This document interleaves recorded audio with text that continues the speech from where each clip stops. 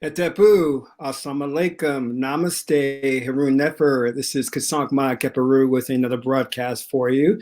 And today I want to talk about Ma'at, Goddess of Truth. But before I do that, I would like you to hit the like button. And if this is your first time to my channel, welcome. Hit the subscribe button so you can get notifications on when I go live or when I upload recorded videos.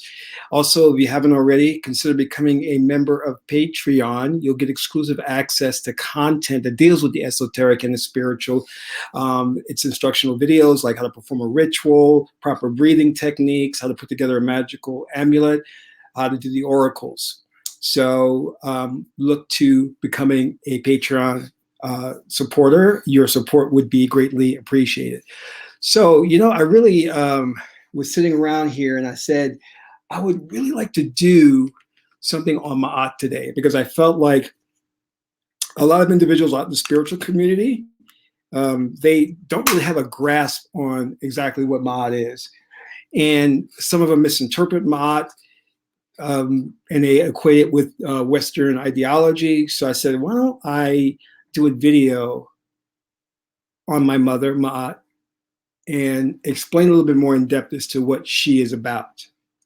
Now, Ma'at is the ancient goddess, the Kemetian goddess or the Egyptian goddess, and she's known for being goddess of truth, justice, and righteousness. And we can actually expand that to say reciprocity,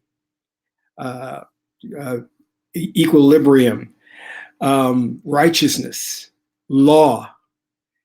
And she's also corresponds to things like optimism, because if you're a Ma'at person, you're very optimistic, very open. Now, she's one of the more, as I said before, ancient goddesses, and she is the daughter of Ra. All right. And Ma'at has a mate, and her mate is Tehuti, or Thoth, as you may know him in the Western sense. Aleister Crowley was very much into Thoth and studied on him and tried to actually open communication with Thoth to get knowledge and wisdom. Now, the thing about that we have to understand is that Western society, the way we see it today, is derived from the Greek and Roman cultures. So that primarily means that it's not a society that is built upon the principles of Ma'at, but rather a type of bastardized version of Ma'at carried over from ancient Kemet, ancient Egypt. And I want to explain very clearly the difference so that we can gather from that what truth is, what balance is, what the law should be. And we're not talking about man's law. We're talking about cosmic law, cosmic order. So let us go and take a quick look at Ma'at and to get a better understanding of who she is and what she is all about. And I will share my screen with you so we can get into this. Now, here, what we're looking at is a description, and it says that Ma'at is the ancient Egyptian goddess that represents the conceptions of divine order, balance, morality, truth, reality, and justice. She came into being when Ra rose from the waters of Nun. Thus, she is known to be one of his daughters. In this aspect, she is said to have set the world in order after the creation, especially the behavior of the stars, the seasons, with the mortals, and even the deities.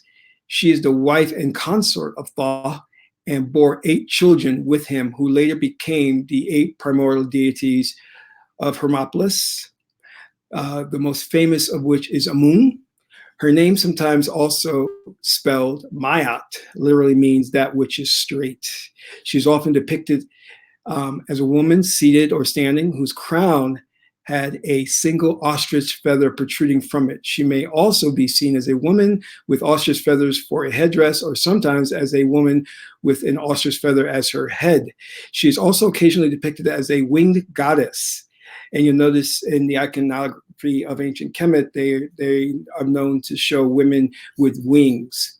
She holds a scepter in one hand and the symbol of the Ankh in another. She's often associated with the symbols of the scales and the primeval mound where the God creator stood at the beginning of time. Ma'at is revered for bringing the end of chaos and giving structure into a world once ruled by darkness and disarray.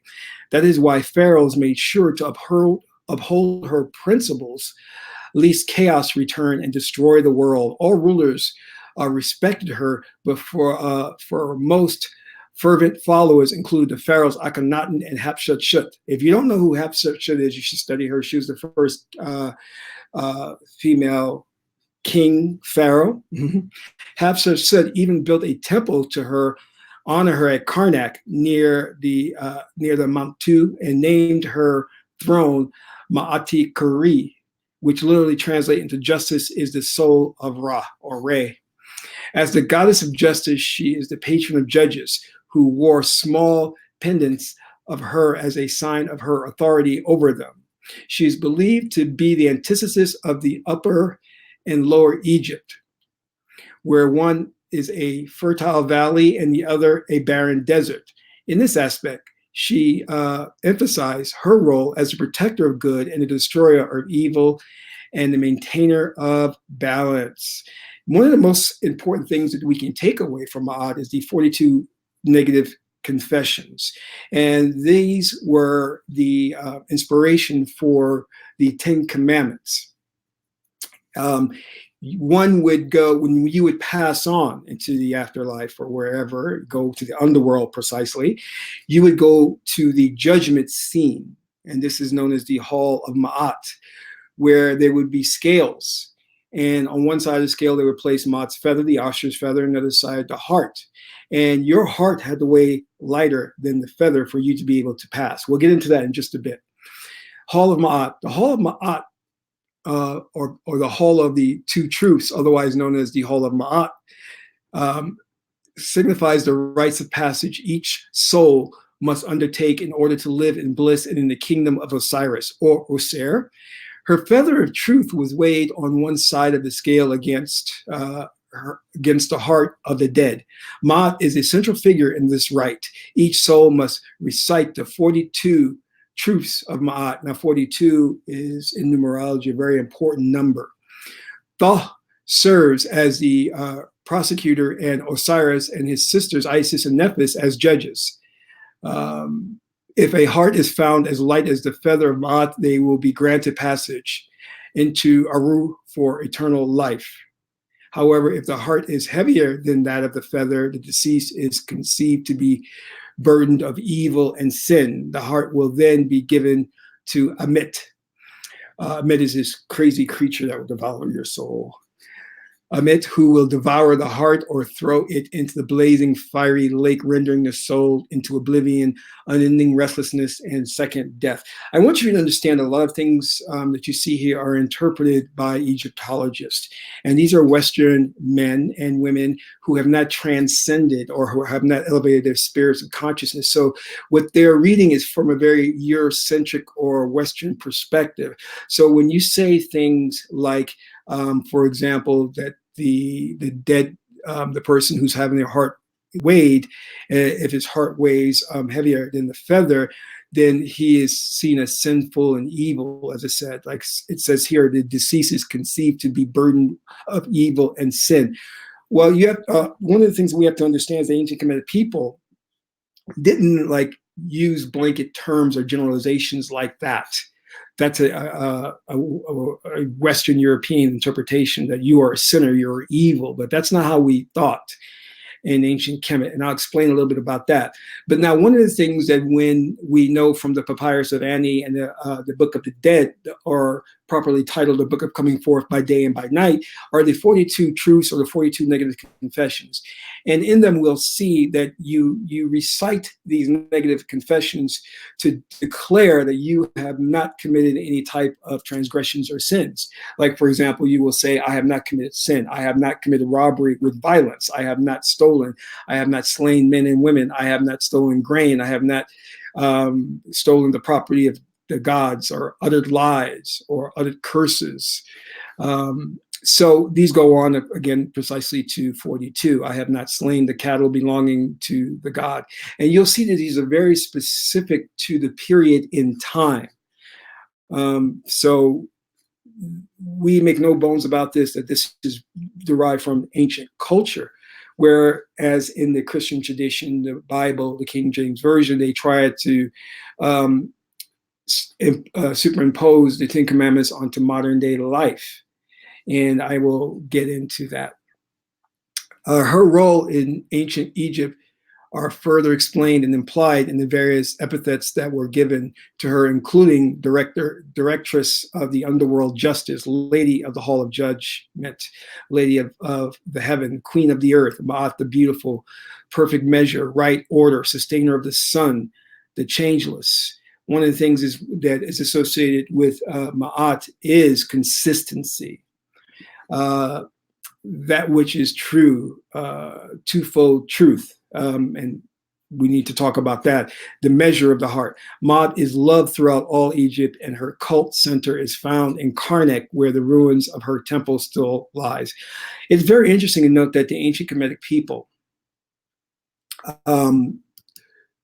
held truth in such high regard that they deified it, or they personified that as a deity. And interesting in particular to that, a woman. So let's keep that in mind in terms of like how the ancient people saw women.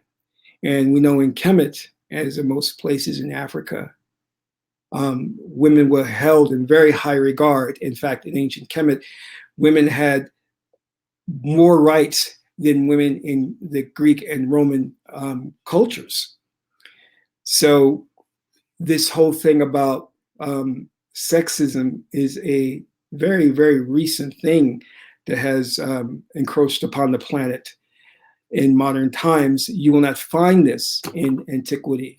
We had raised our spiritual level to such a degree that we understood about balance. We understood about complementary elements, and we didn't see things as contradictory. So one of the things I want to get back to is the judgment scene. All right, so let's take a look at what really was involved in the judgment scene. And I'm going to break a little bit about that down to you so you can get a better understanding of the analogies that you're going to see. But what it's going to be taken from is from the Papyrus of Ani. And again, you can research this in the works of noted Egyptologists like Wallace Budge. So let's take a look at this scene and let's see what we got here. All right, so this is kind of cool. Let me just give this a full screen so you guys can really get the impact of this. The decisive moment in the Egyptian Book of the Dead is called the weighing of the heart.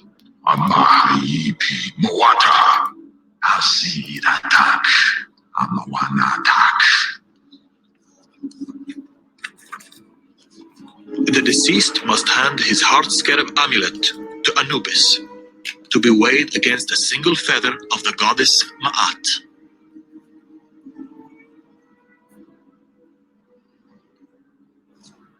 The heart could not be heavier. It had to balance out. The stone heart scarab, which represents the dead man's heart, is now put to the final test. A test for eternity or oblivion.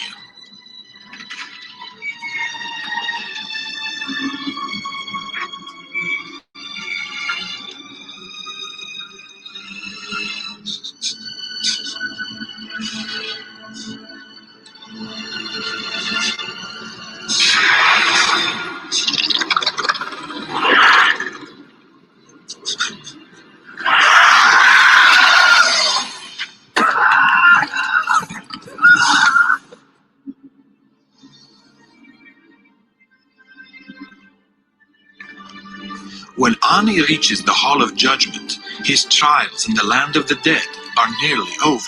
Ibimwati, Mikosi Aridushawa, Miruka, Arimaba, Irimaki, Midushi, Tigarik, Arai, Agasnata.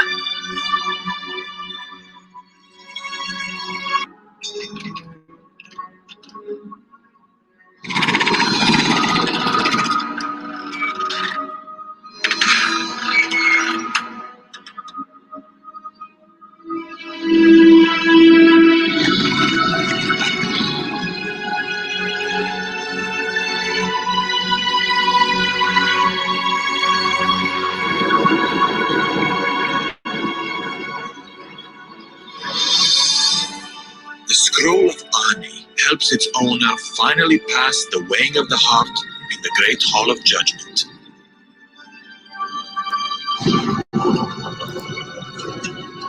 His journey over, his ordeals complete, he can now enter paradise in the blessed field of reeds.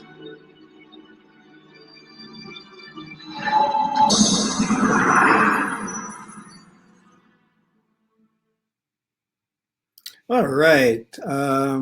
Awesome. Now, notice how they said the blessed field of reeds, or reeds. One of the things that you have to look at is that whole judgment scene is not to be taken literally. All right. And this is the problem with Western society and what has been done to the Bible. It has taken the allegories in the Bible and has made them into a history book. And you're actually supposed to believe that these characters were real and existed at one point. But in that judgment scene, actually, let me just break it down a little bit for you so we get a better understanding of it. In that judgment scene, let me go back to it.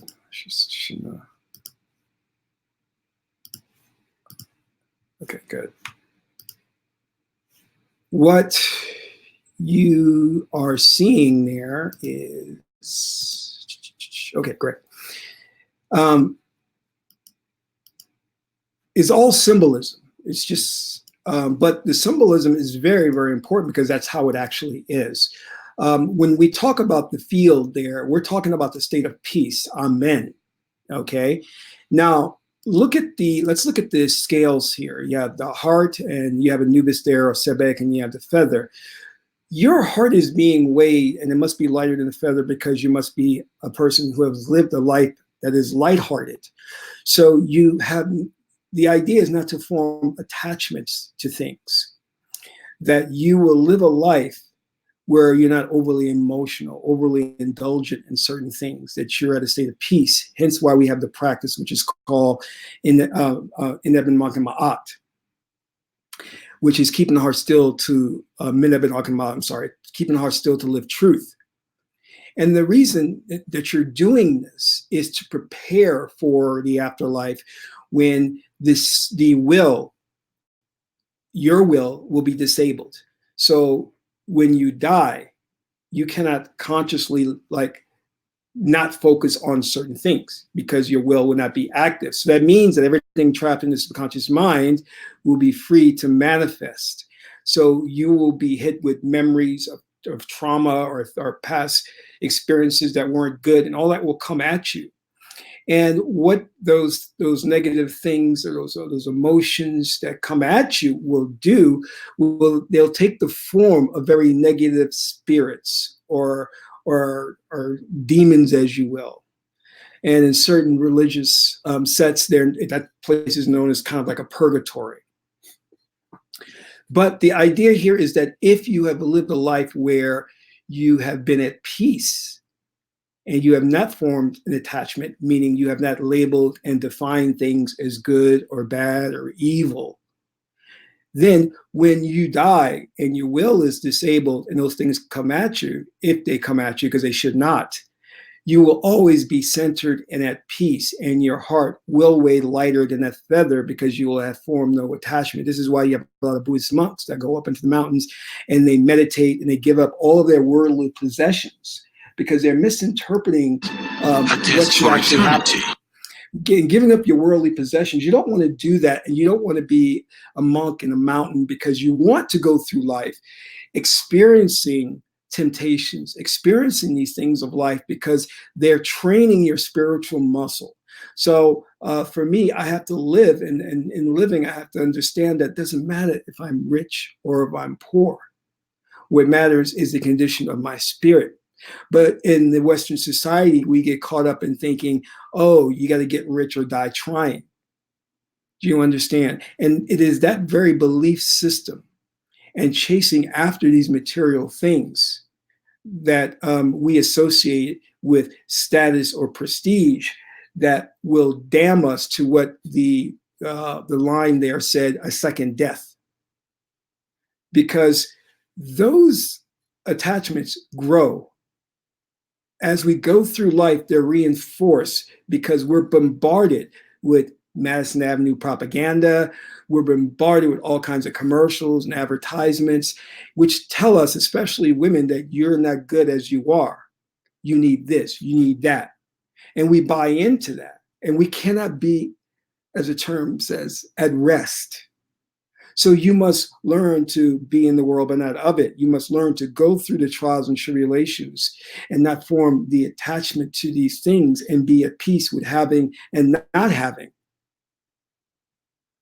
Therefore, when your body dies and you die and you go before the judgment, where you have a ser or a sar as the judge, and Tahuti as described, and Ma'at there, and the weighing, then you can confidently not just recite the 42 negative confessions, but what you'll be able to demonstrate is that your heart, you're not heavy-hearted. Your heart is not weighed down. There are things that you may have not finished in this life, but you're okay with that. You're at peace, if that makes sense. And that is important for us to understand that. But now, let us take things a little further and go into more about Ma'at. And for that, let me just read a little bit here, because I really think this brings the point home. Okay. Ma'at, pronounced Ma'at, corresponds to the faculty deity within man, wherein is intuited and experienced the urge to live truth.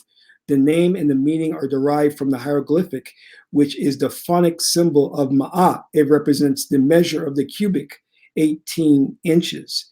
The correspondence of measurement with truth is one of the most profound achievements of the African mind. And here we have Ma'at with the feather, and she's kind of like sitting down.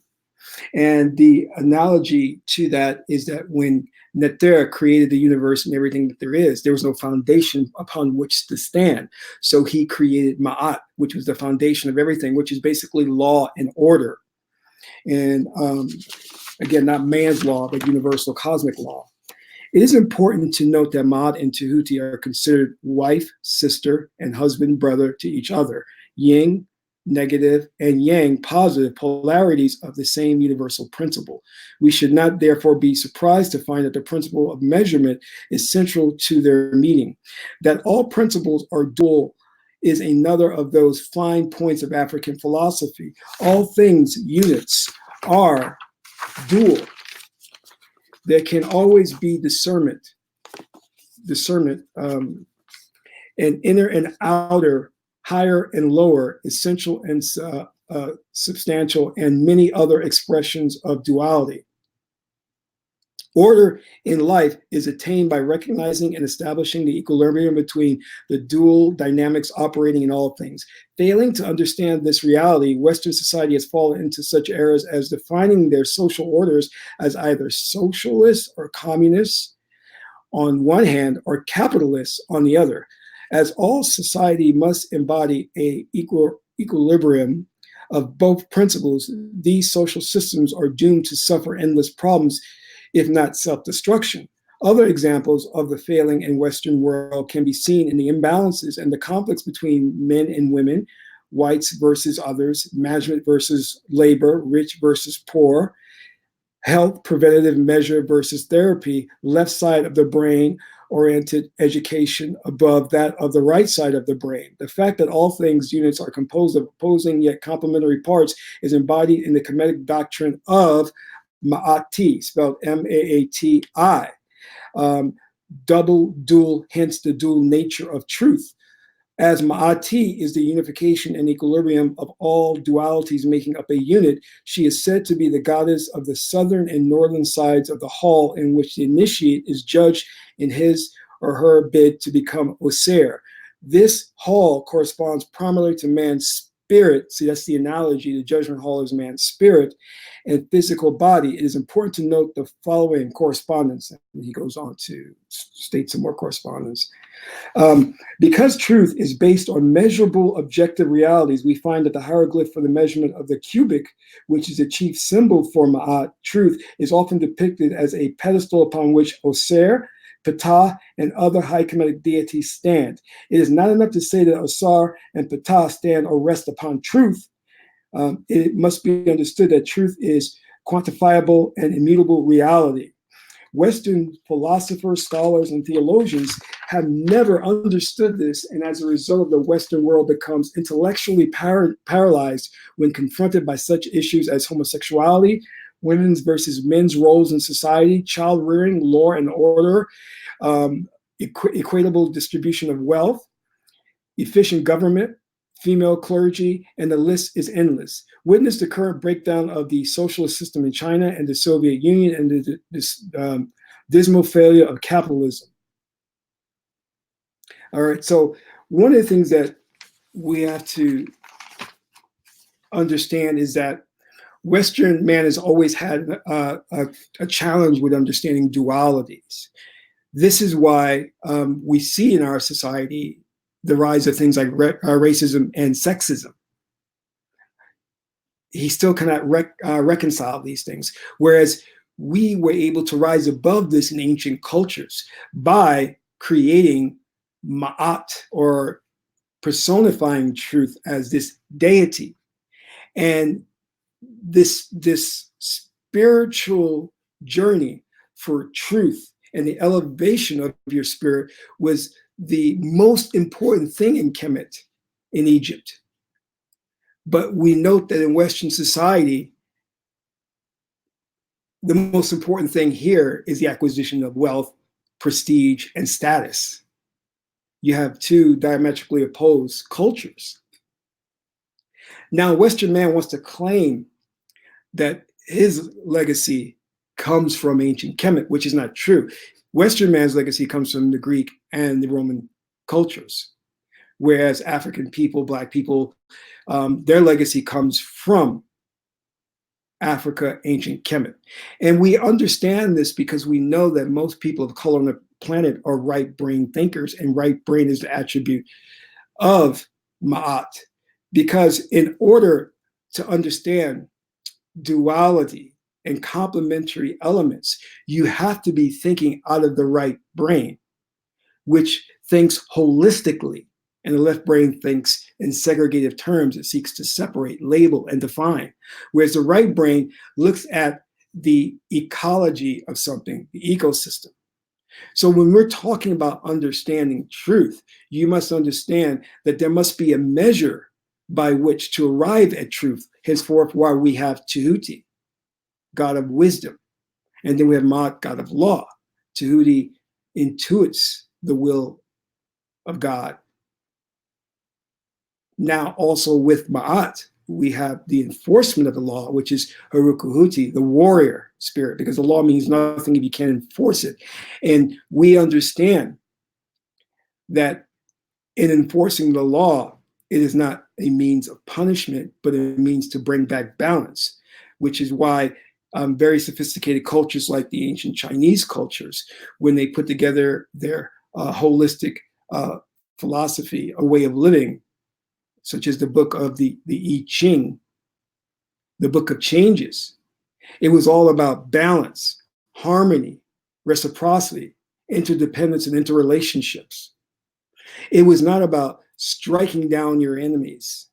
It was not even about seeing the other person as your enemy, because we know that all things that challenge you do so only to bring out the best in you, to help you elevate your spirit. So if you broke the law in ancient Kemet, what we sought was to get to the root of the problem. We said that, why did this person act in such a way? Let us look at society and see if society is responsible for bringing this about, and not look at the individual as the progenitor of this ill, or of this wayward and backward behavior. Because again, you do not live in a vacuum. Society, if you did something wrong, then society is responsible. Because as the African saying goes, it takes a village to raise a child. So if the child or the person did something wrong, we have to look at how society has failed the individual. But in the Western world, you can have your mass media put out pictures of naked girls or Cardi B or Nicki Minaj. And those are manufactured idols so that they can tempt guys to follow them so they can sell products for corporations. And if you don't understand that, then you need to educate yourself on how the system works, because Cardi B, Nicki Minaj, Madonna, all of these women were created in a think tank institution, in a boardroom. They were put together to appeal to young men and young women and to manipulate them and to get them to do things. And if you look at that and you notice that, they're all the same. Madonna, sexually flamboyant. Nicki Minaj, sexually flamboyant. Cardi B, sexually flamboyant. All the same. They've been dreamt up in a boardroom based on personality types, based on profiles, and they get some young woman and they say, listen, we want you to act like this. We want you to put this on. We want you to shake your booty. We want you to do this and do that. So that we can manipulate the young men and the young women out there to buy our products, to watch our programs, to buy your music or our music. Look at Lady Gaga. Same thing. Same exact thing. These are not individuals who had a dream to be great musicians and then got a big break and made it. No, these are individuals who were approached by the music industry that's run by the ruling elite and told, this is what we want you to do. We have created this personality type that you will take on. You will gyrate in front of the cameras and you would dress this way.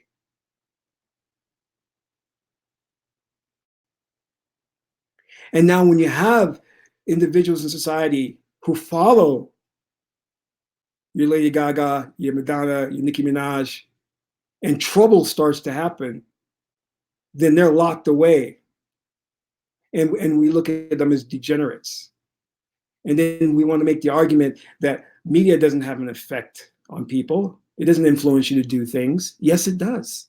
Yes, it does. Hollywood is smoke and mirrors. The music industry is smoke and mirrors. They manufacture famous people. They create famous people. These people are not discovered. These people don't just come up out of nowhere and get a big break and become famous. They are created in boardrooms.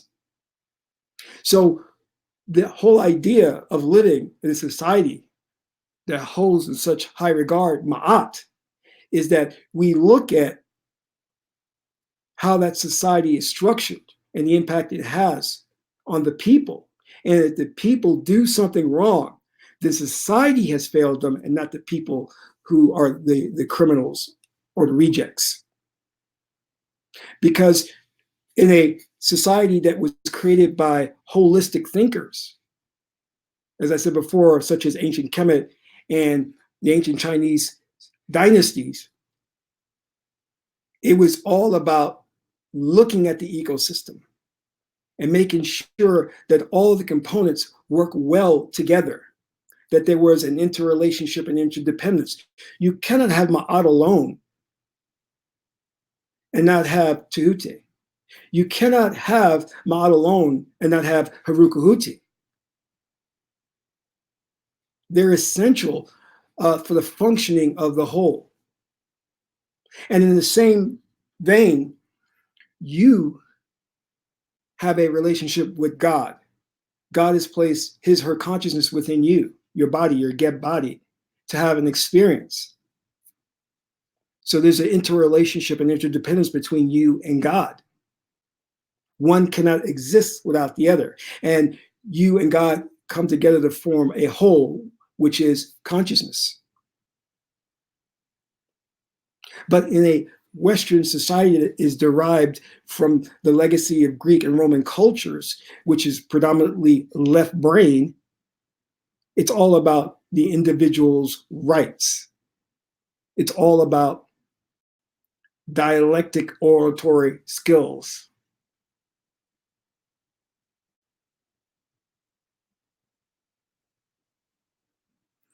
A society that does not understand duality and does not understand complementary elements is doomed.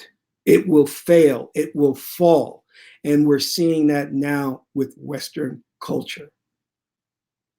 We're seeing that now with the rise of the SJWs and the Me Too movement, where you can, a woman can say something and make wild accusations, and because we live by trust and believe, you have to believe her, and an innocent man can be locked away and his reputation tarnished. This is the world we now live in. It's not based on truth. Because these so-called historians, scholars that we want to say are so brilliant are handicapped because they do not understand holistic thinking.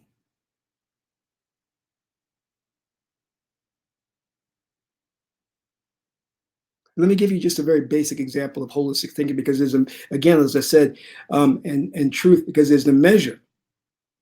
I was talking to a friend and I told her, I said, well, in today's society, in a relationship, the man has to lead. So the woman will need to follow.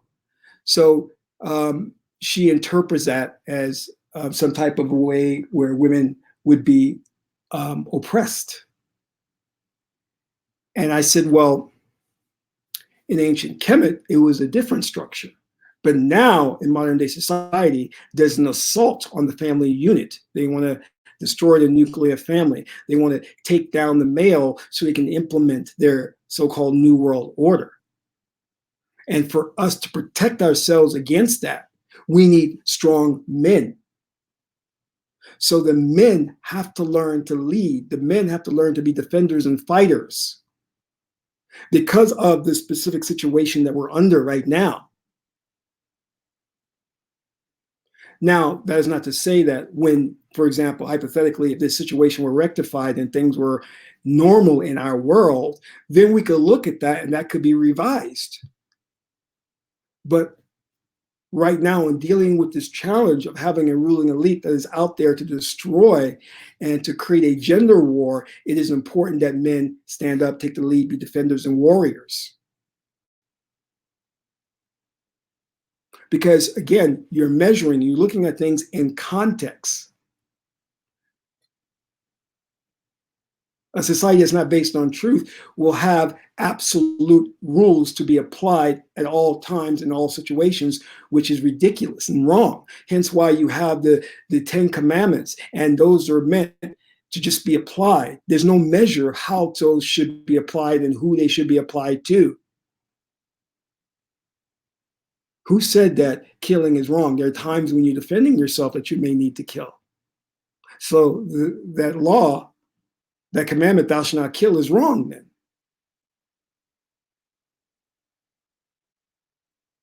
And I want us to understand that even though we have Maud's 42 negative confessions, that's not how we lived.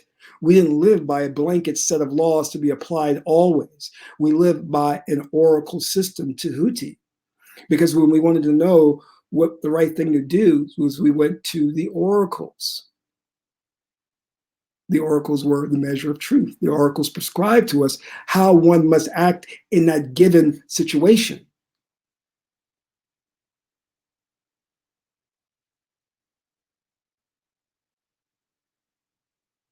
You could be at work and your boss says something that upsets you.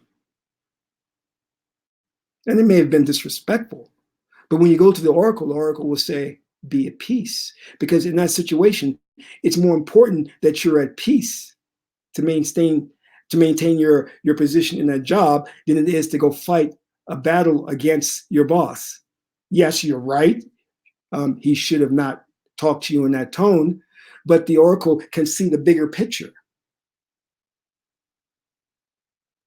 It can see down the road. It can also see the past. So it's prescribing to you wisdom and knowledge that has foresight, that knows how things will unfold in the future if you follow this advice. Man's mind, or humankind's mind, is very limited. We can only see it here and now. We can't see the future. So we don't know the repercussions of our actions, what doing this one thing, how it will impact the future and everyone around us. But the oracle can, because the oracle is based on Ma'at, because Ma'at is holistic thinking. Ma'at looks at the ecosystem, the ecology of everything. Ma'at considers all factors, future, past, present, and then prescribes the advice to you and say, this is how you must act in this situation. Hence why the great I-ching oracle is called the Book of Changes. It is talking about not right, not wrong, but how you must conduct yourself in a specific given situation based on your question.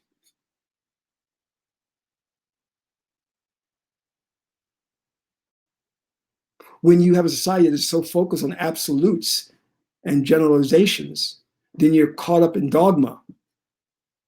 And all you think about is, I'm right. And because I'm right, I should prevail in this situation. That's not true. That's not true.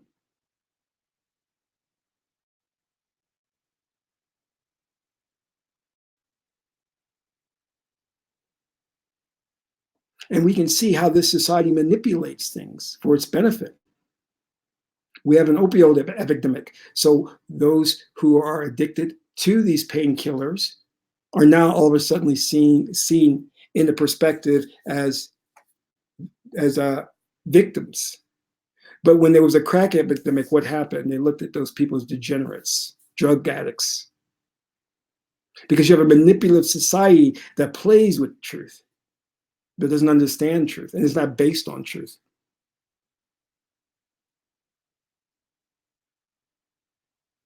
So in understanding Ma'at, one of the chief things we have to take away from it is not the 42 negative confessions. It's not the idea that she's about truth, justice, and balance, and reciprocity, and all that good stuff. Yes. But it's relational thinking. Ma'at is holistic thinking. Ma'at is cosmological thinking.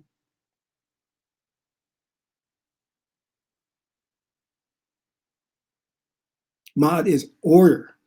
This is why our ancient societies lasted for thousands of years, because we put Ma'at first and foremost.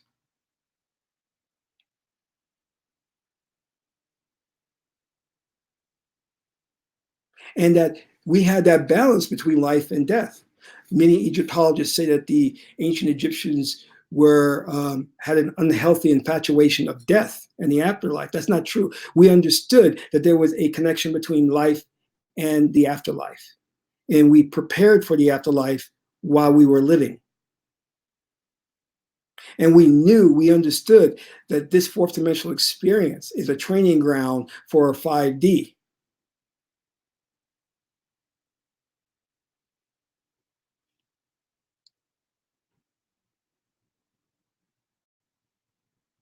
But here in this Western society, because everything is just based on left brain, individual segregated thinking, you're told or you're trained or conditioned to fear death. So you don't think about what happens after you die. In fact, you're even told that there is no afterlife. There is no reincarnation. There is no other dimensions and other realms.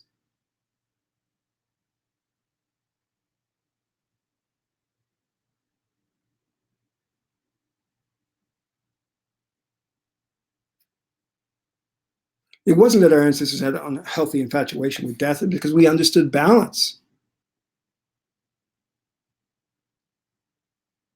And when you have a society that's based upon right brain, holistic thinking, then you have a society that flourishes. Then you have a society that reaches the zenith of civilization. The way we are operating now is in violation of cosmic order, God's law, because our third eye is not open. We should be able to communicate with each other through telepathy. We should be able to remote heal each other. These are natural abilities that we all should be using and expressing, but we don't, because we're trained in a society that the only thing is real is physical. That the metaphysical is hocus pocus. A lot of damage has been done to the planet from this type of thinking, from keeping us trapped in concrete physical thinking. If I can't touch it, if I can't feel it, it doesn't exist. And we're being led by men in the most prestigious universities who are publishing papers and doing lectures. And this is the very things that they are teaching. And they're leading us in the wrong direction. And these are the very same men who are held in such high regard that created racism, that are responsible for sexism. You want to know the problem on the planet today? The problem is left brain thinking. It's a lack of holistic thinking. It's a lack of ma'at.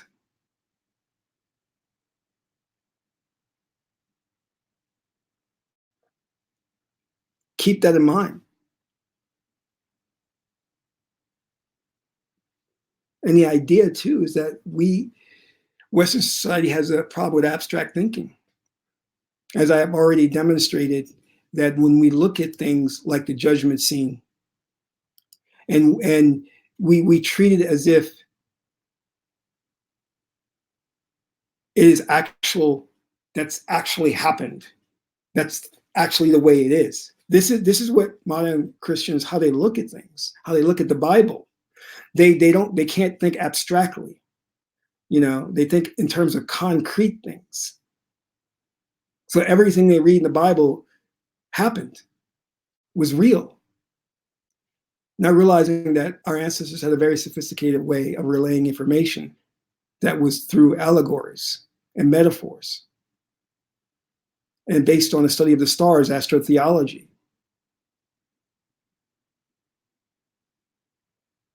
We're in troubled times. And the only salvation is to raise our consciousness, not by the acquisition of information. That's going to lead nowhere. You can read as many books as you want. But we have to make that shift to where we are not trapped and polarized in left brain thinking, but we merge the two, left and right hemispheres of the brain. And that is when our third eye will open. And that's when we will intuit wisdom and knowledge to save the planet. Our ancestors, the Egyptians,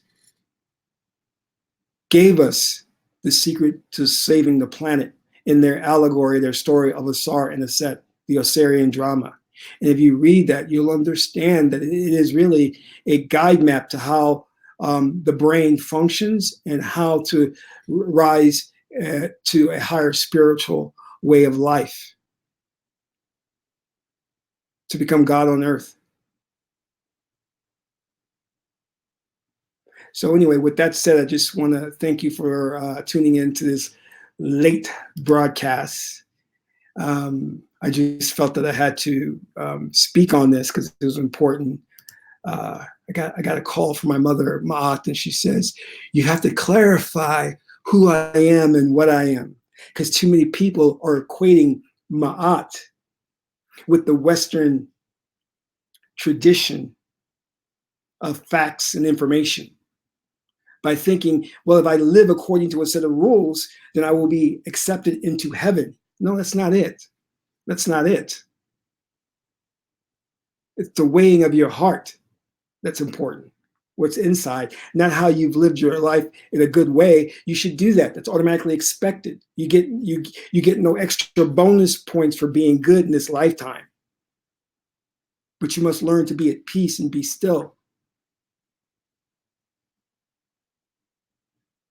And what really is of primary importance is that you live according to what your destiny has laid out for you.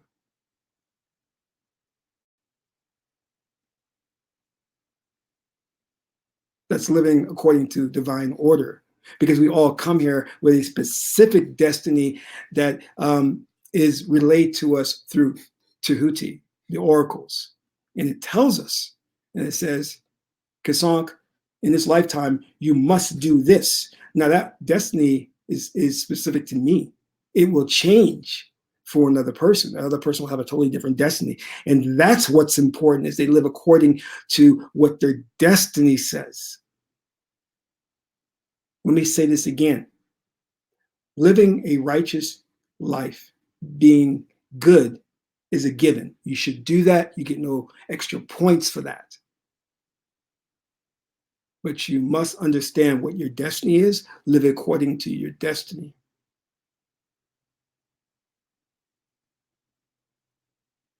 A destiny is for individuals. It can go for a nation. It can go for a planet. It can go for a group of people. Black people have a destiny. White people have a destiny. Asian people have a destiny. Because God is order. God doesn't manifest in this fourth dimensional plane without a plan. She has a plan that she put in place. And your job is to fill that role. In order for the machine to function properly, all pieces must be in their place and operate in accordance with their role. If I step out of my role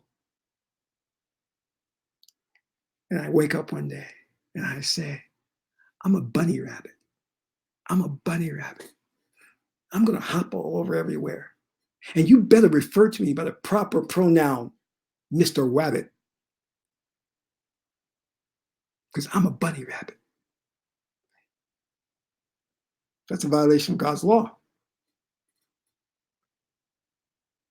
But society will say,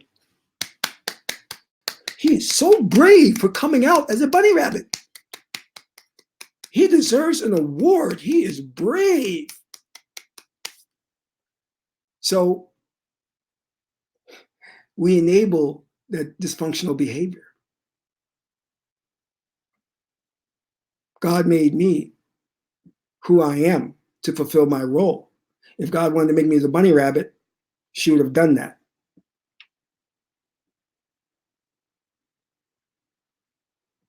But of course, the society says, go according to your feelings. Whatever you feel is good. So tomorrow I'll wake up and say, I self-identify as a white man. And you better refer to me as Mr. White Man. Because if you call me a black man or biracial, I'll sue you. Because I self-identify as a white man. Because I feel that way. I have a dysfunction. I don't like who I am. And you're going to, as a society, support my dysfunction. Do you understand where I'm getting at? How we have become so lost in what's going on in this world.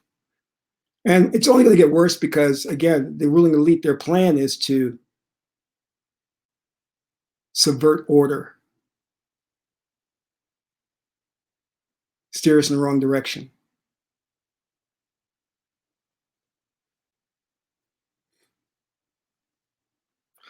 Truth is not about your feelings. Truth is not about your dysfunction. Truth is the measure and what is best for society.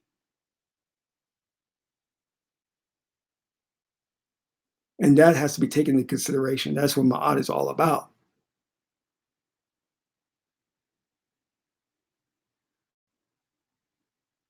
I want to thank you for tuning in this late broadcast. This is Kasank Ma'a Keparu. And who am I? I am son of Ma'at, Ma'ati, son of Ma'at and Tahuti. My aunt is the beautiful goddess Heteru. Till my next broadcast, Amin Ra.